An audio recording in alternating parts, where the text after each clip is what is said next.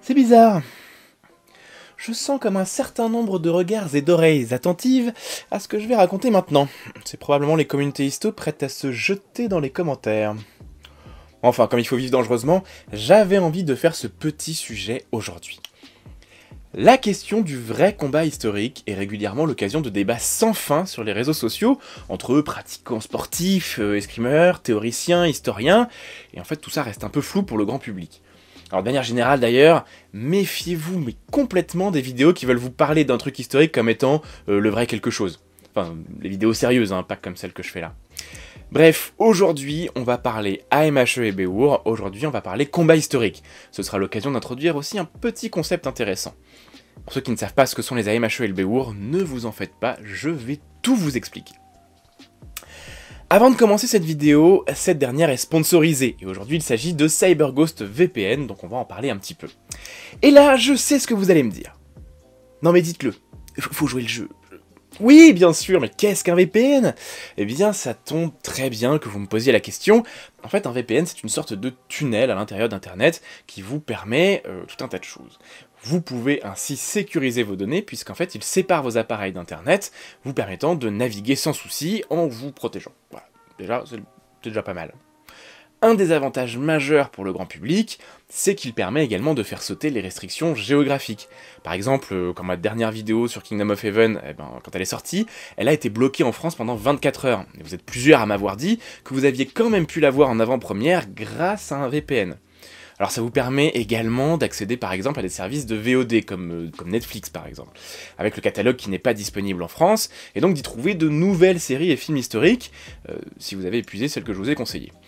Ceci dit, ça fonctionne aussi dans l'autre sens, puisque vous pouvez, quand vous êtes à l'étranger, regarder les programmes français sans souci. Et si vous êtes en déplacement, en vous connectant sur un réseau public comme ceux des gares par exemple, eh bien ça va vous permettre de sécuriser votre connexion, alors que normalement ces réseaux sont vraiment ouverts aux 4 vents quoi. Du coup, avec CyberGhost VPN, vous pouvez protéger plusieurs de vos appareils, ordinateurs, smartphones, tablettes, etc. C'est évidemment disponible sur beaucoup de plateformes, bref, ça peut être plutôt intéressant. D'autant plus qu'ils ont plus de 15 ans d'expérience et 30 millions d'utilisateurs, autant vous dire qu'ils ont un petit peu d'expérience déjà. Personnellement, je vais m'en servir pour regarder Babylone Berlin, parce que vous avez été plusieurs à me le conseiller, et cette série n'est disponible que sur Netflix, sur Netflix du coup, au Canada. Et puis voilà, tout simplement, comme toujours si vous voulez aider la chaîne, allez jeter un œil au lien dans la description. Alors vous avez plusieurs abonnements différents, mais en ce moment, il y a une remise de 80%, ce qui fait 2,64€ par mois pour ce service, ainsi que 2 mois gratuits pour une souscription de 3 ans. Merci donc à notre partenaire du jour, CyberGhost VPN, pour avoir sponsorisé cette vidéo, et sur ce, générique.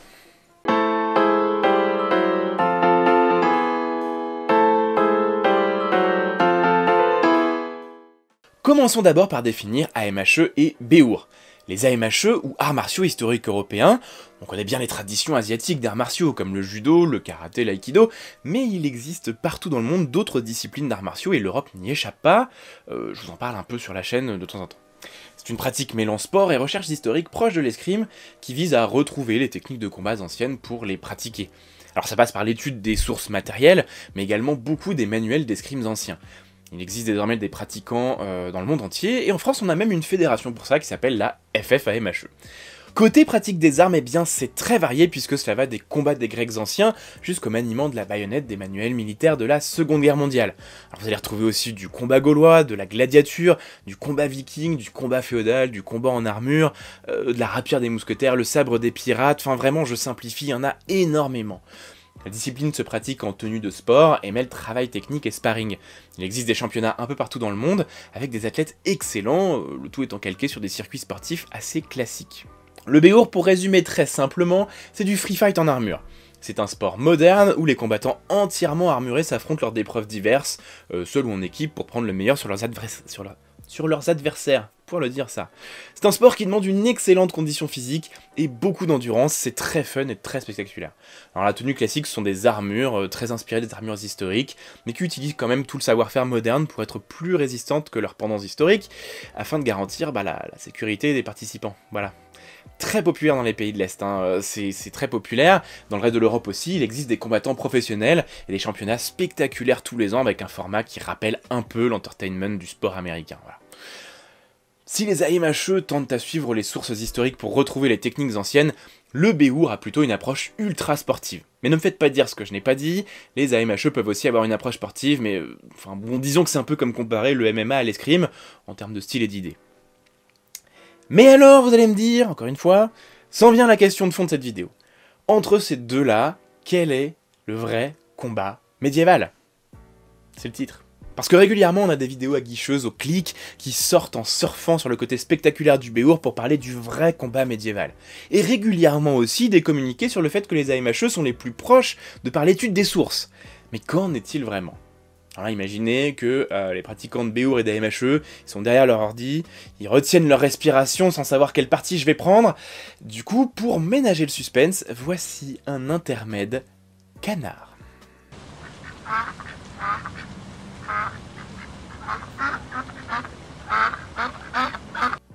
Ouais, j'arrête. Comme vous en doutez, si vous me suivez un petit peu, je vais répondre ni l'un ni l'autre, et les deux. Les AMHE sont au plus proche du combat historique parce qu'ils étudient les techniques avec le maximum de proximité et de cohérence vis-à-vis des sources. À ce titre, ils touchent évidemment du doigt ce que pouvait être le combat médiéval.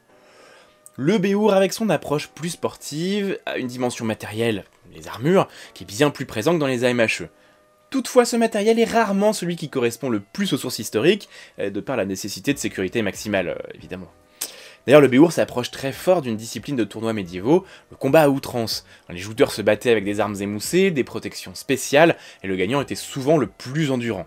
Ça se jouait seul, souvent en équipe, et à ce titre, le Béour est un digne successeur de ce type de combat médiéval. Bon, je simplifie beaucoup sur les tournois à outrance, mais c'est pour que vous compreniez un petit peu l'idée. En fait, dans tout ça, il y a une chose qu'on oublie, c'est... dans les questions, c'est quoi le vrai? C'est la notion de contexte. Alors globalement, il y a 3 contextes d'escrime au Moyen-Âge. Le sport, l'escrime civile et la guerre. Le sport, vous en avez tous entendu parler, ce sont les tournois. Il existe plusieurs épreuves avec des armes diverses et variées, et même si à cette époque il existe déjà des sources d'armes sécurisées ou de protection spécifiques, le risque de blessure grave est souvent réel, ce qui fait d'ailleurs le sel de ces sports. L'escrime civile, en gros, c'est quand vous vous retrouvez à rentrer chez vous après avoir fait la fête avec vos amis et que vous vous faites attaquer au coin d'une rue par un vil gredin.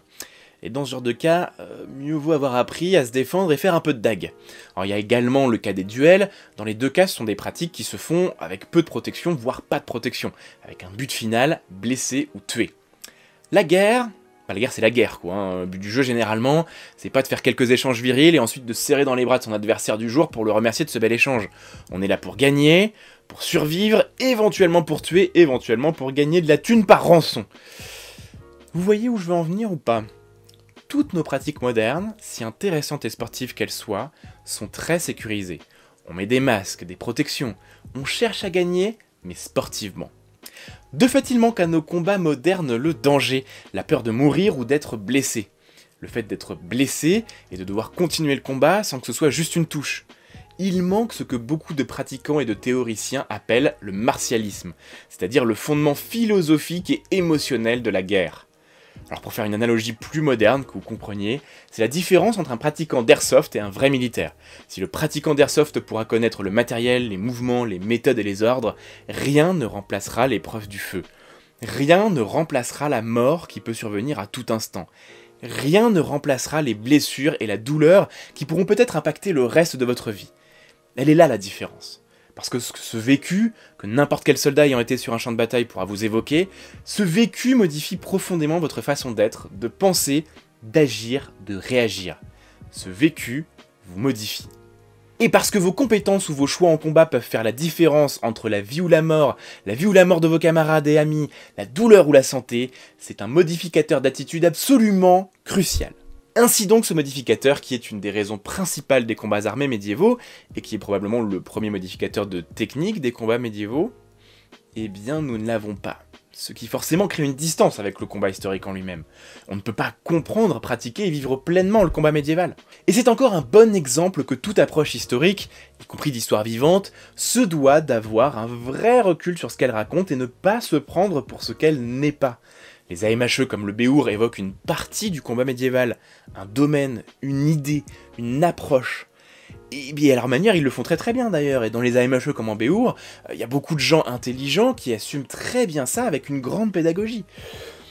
Du coup, pour résumer, retenez que le vrai combat médiéval, eh bien nous ne le pratiquons pas. Quelque part, nous ne pouvons pas le pratiquer. Et au-delà de tout ça, c'est tant mieux. Alors notez que tout ça, évidemment, c'est une introduction à un concept philosophique et théorique complexe et complet. Et si le sujet du martialisme vous intéresse, n'hésitez pas à chercher plus loin, il y a plein de choses sur internet qui sont plutôt intéressantes.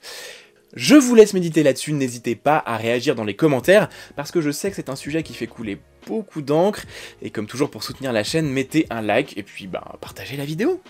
Alors je sais que j'étais un peu succinct volontairement pour vraiment introduire la notion, je vous ferai des épisodes spéciaux sur le Béour et les AMHE pour aller plus loin dans ces pratiques. En attendant, on se retrouve bientôt pour une nouvelle vidéo, et n'oubliez pas que l'histoire est vivante. If you don't know who I am, I'll tell you so you understand. If you don't know who I am, I'm Melody Man. I'm Melody Man. If you don't know who I am, I'll tell you.